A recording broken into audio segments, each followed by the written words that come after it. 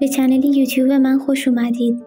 جایی که تغییر رو از درون شروع می‌کنیم و مرسی که با لایک و کامنت‌های قشنگتون از روح‌نواز حمایت می‌کنید.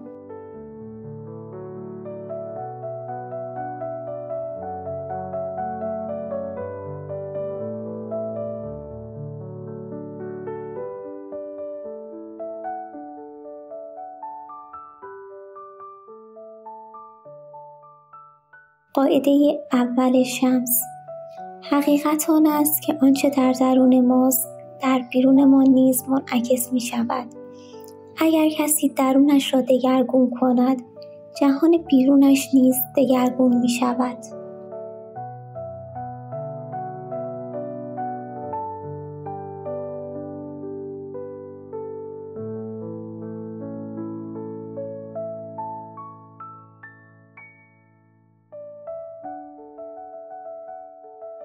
قاعده دوم شمس: تنهایی و انزوا دردناک است، اما لازم است. هر انسانی باید مدتی را در تنهایی سپری کند. فقط در تنهایی است که انسان می‌تواند صدای درون خود را بشنود. وقتی شخصی در سکوت خود فرو رود، خدا با او سخن خواهد گفت.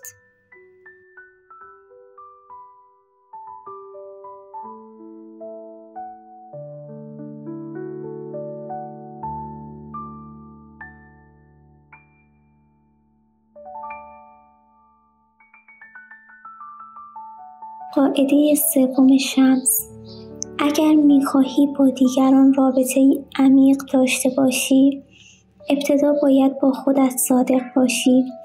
تا وقتی خودت را نشناسی و نپذیری، نمی‌توانی دیگران را بشناسی و بپذیری.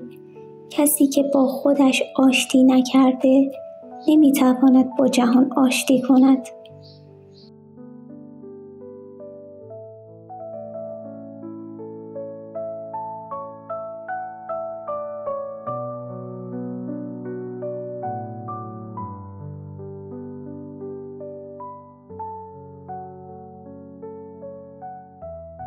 قاعده چهارم شمس: هر لحظه فرصتی است برای تولد دوباره.